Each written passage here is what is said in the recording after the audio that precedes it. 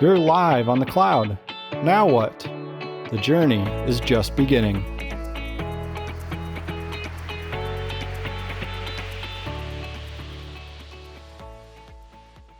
Hi, and welcome back to our podcast series, Seeing Through the Clouds. You're live. Now what?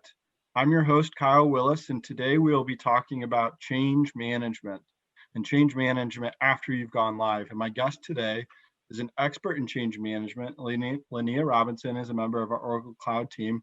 Lania, thanks so much for joining me. Thanks for having me, Kyle. So change management, I think a lot of people think of that, change management, it's part of the project, we go live, that's great, I did my training. But why is change management still important after you've gone live, and especially in the realm of these Oracle Cloud quarterly updates? Sure. I think that once a system goes live, that's not the only change that happens. So there can be ongoing changes.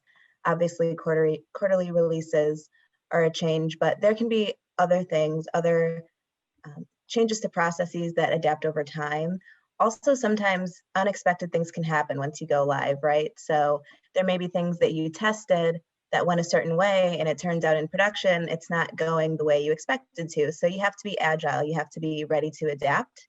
And also sometimes users may train in a testing environment, but once they go into the real thing and they're using real data and real scenarios, they may forget things, they may just need reminders. So you really have to continue to support them throughout go live and afterwards. Right. It's all about the support and making sure the end user is having a good experience. One question I have, and I think it's especially relevant right now, certainly things look a little bit different. They look different because of COVID, because of remote work. So what have you seen be successful as part of a change management strategy, given that everyone is virtual right now? And so maybe the communication methods we've used in the past aren't available to us, or those support methods aren't available. Definitely.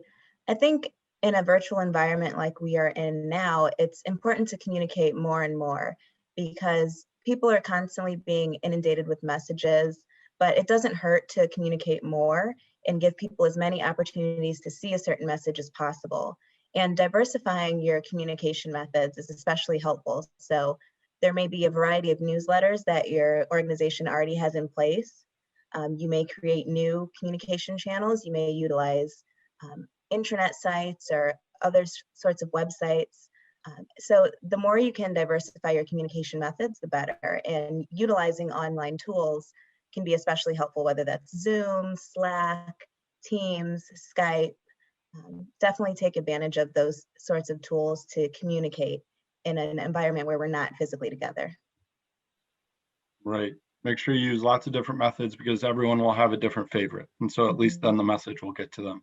Lania, thanks so much for your time today. I think that was some really great perspective on change management and how to be successful in change management after go live.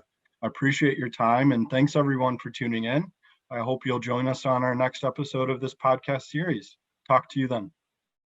We hope this session helped you see through the clouds. See you next week.